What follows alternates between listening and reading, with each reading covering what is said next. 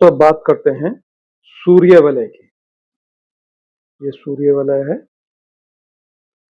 और सूर्य वलय की जो एनर्जी ऊपर से पूर्वों से आती है और यहाँ पर स्टोर हो जाती है। और जब ये वलय बनता है तो इस एनर्जी को काफी मात्रा में बांध जैसे बनते हैं ना, आपने डैम देखा तो उस तरह से ये एनर्जी को काफी मात्रा में स्टोर कर लेता है। जब ये स्टोर कर लेता है तो यहाँ पे एनर्जी बढ़ जाती है और जब किसी की एनर्जी बढ़ती है तो उस क्षेत्र के फिर गुण है, उस पर्वत के जो गुण है वो भी बढ़ जाते हैं। सूर्य का गुण है स्वाभिमान, कीर्ति, क्रिएशन। तो इस तरह के जो गुण हैं वो उसके अंदर, उसको पाने के जो चाह है इन चीजों की वो बढ़ जाती है। और किसी चीज की अति बुरी होती है तो होता क्या है दोस्तों, जब सूर्य स्वाभिमान का कारक है तो उसमें झूठा स्वाभिमान पैदा हो जाता है, मतलब अहम पैदा हो जाता है। वो हर जगह चाहता कि मेरा मेरा फेस, हर पोस्टर पे मेरा फेस हो, अपने फेस को जगह जगह दिखाने की कोशिश करता है, अपने आप को आगे, चाहे उसके पास हुनर है या नहीं है, क्योंकि वो क्रिएशन भी ना उसकी उल्टी सीधी हो जाती है। क्रिएशन की मात्रा बढ़ गई तो उसकी क्रिएशन स्थिर नहीं रहती, किसी चीज पर टिक ही नहीं पाता, वो कुछ करा फिर कुछ करा फिर कुछ करा। ये एनर्जी का प्रभाव इतना, फ्लो इतना बॉडी में होता है कि उसकी सम्मान की भावना, कि मेरे काम की पहचान हो, मेरी रिकॉग्निशन हो, इस तरह के जो भाव पैदा होते हैं ना, तो ये एक यहाँ तक के लिए ना, भविष्य के लिए, कैरियर के लिए अच्छे नहीं होते।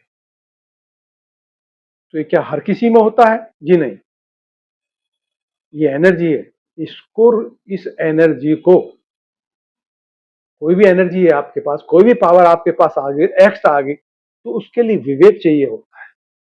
जिसके पास विवेक हो और जिसका मन मजबूत हो, विवेक, राइट और रॉन्ग की जो चीजें बताए उसको विवेक कहते हैं, और मन जिसका मजबूत हो वो इस एनर्जी को कंट्रोल कर लेता है। कहने का मतलब है कि ये जो गुरु पर्वत है,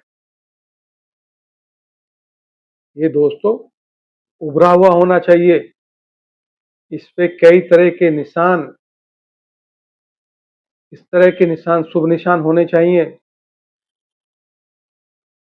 और ऊपर जाती हुई रेखाएं इस तरह से होनी चाहिए, ये बिल्कुल गोल हो, सुंदर दिखने में हो। और ये जो चंद्रमा का क्षेत्र है ना, ये मन का क्षेत्र है, ये मन आपका मजबूत हो, मन में किसी तरह का दोष होना नहीं चाहिए। इस पे सुंदर सुंदर इस तरह से जाती हुई रेखाएं हों, और आपकी जो भाग्य रेखा है ऐसे निकलती हुई सीधा शनि पर्वत पर पहुंच रही हो, तो ये ऊर्जा नियंत्रित हो जाती है। इसका नियंत्रण विवेक के हाथ में आ जाता है, मन के हाथ में आ जाता है। फिर आदमी अपनी जो जो अहम, जो अपनी सूरत को बार बार, अपने फेस को चमकाने के लिए अलग अलग जगह पे दिखाने की कोशिश करता, फिर उस तरह नहीं करता। फिर ये क्रिएटिव हो जाता है, फिर ये अपने क्रिएशन से, क्योंकि सूर्य धर्म का कारक है, प्रोटेक्शन का कारक है, ये अपनी क्रिएशन से दूसरे को प्रोटेक्ट करके, दूसरे के हितों को प्रोटेक्ट करके फिर ये समाज में अपना नाम कमाता है और इसकी कीर्ति चारों तरफ फैलती है। और गुरु पर्वत और चंद्र पर्वत और भाग्य रेखा अच्छी होनी चाहिए। आपका बहुत बहुत धन्यवाद।